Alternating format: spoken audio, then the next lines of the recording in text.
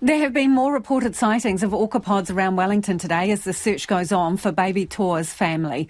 Crews have been scouring from the sea and the air for a fourth day today. Toa, who's believed to be between 4 and 6 months old, was separated from its family over the weekend. Ko taku manuheria nai ko Ian Angus. Ian is DOC's Marine Species Manager. Kia ora, Ian. Hey, these sightings, are any of them Toa's family, do we think? At the moment, no, we can't confirm that. And we're really appreciating the effort being made by everyone to report these sightings, and certainly the imagery when we get them, location, and also the sense of direction we're seeking. We did try and validate the sightings when we had people in the air, people on the water, and people on the land trying to confirm them, but we didn't find them, and we felt at the time, given the compromised state of the orca that we've got here, we didn't want to try for a relocation effort. So we've bunkered down again for the night, put our efforts into the orca calf to try and keep him stable, look after him over the night, and then we'll start the effort tomorrow morning to look for the pod again. So how is Toa coping? Look, we've got an orca that's been heavily compromised, been through a really traumatic experience, but the signs are encouraging.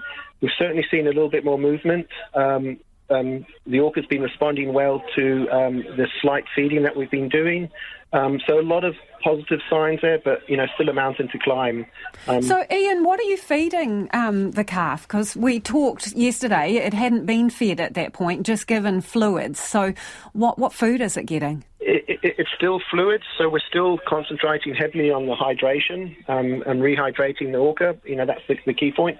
But we slowly started to introduce small amounts of liquid feed to it, so vitamins, electrolytes, a little bit of fish oil, some milk, basically just trying to build up its resilience, trying to keep it stable and give us the best chance. So we get that moment when we spot the pod and we think we can make a relocation, that the orca calf is in as good state as we can get it. How far away could its family be? I mean, realistically, they could be long gone, couldn't they? They could be anywhere up to Taranaki at the moment. The orca do move quite quickly, and they're constantly moving. That's part of the behaviour. We're hoping that because of the bonds between the mother and the calf, that they may have not moved too far. Also, it might just be that the behaviour brings them back here. So a lot of variables at play here, but we're on the lookout, and we're also hopeful that maybe they'll come back into region. How long before you need to start making some really tough decisions? The decisions are really tough at the moment, I'll be honest with you. We're not wanting to be in this situation, having a beautiful but wild animal in an unnatural state. We're just trying to work through methodically. At the centre of our decision making is what's best for the orca.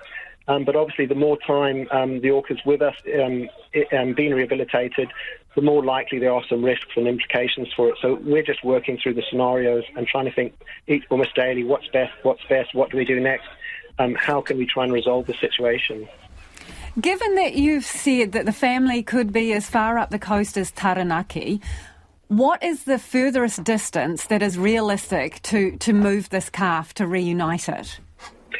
I couldn't put a figure on that, and I'll explain why just quickly. I mean, obviously, we want to relocate the orca calf when the stress on it will be the least.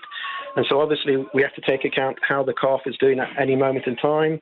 We have to account for the weather. At the moment, it looks like it's going to be pretty grim for the next few days. And then obviously, how certain are we that we've got the pod and when we move them to an area that they're still there?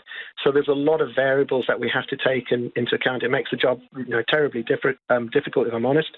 So I couldn't give you a distance at the moment. There's just too many variables, and we'll take them on the occasion should it present itself, and then work through methodically to assess the risk as we see it.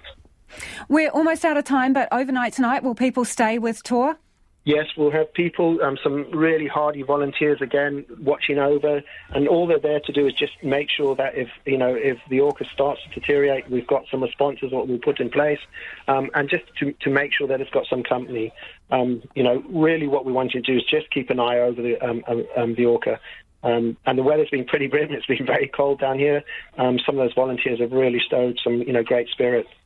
Thank you so much, Ian, for the update. We really appreciate it. That is Ian Angus from DOC. Now, here's how you can help. They still want sightings of orcapods off the lower North Island's west coast, so between Wellington and Taranaki, so quite a wodge of coast there. If you have a sighting, you can go to wellington@doc.gov.nz, send them an email, or 0800 DOC HOT, 0800 DOC HOT. It's really good if you can get photos, include the specific location of the pod, the direction they are travelling in, and anything that shows their markings is helpful too.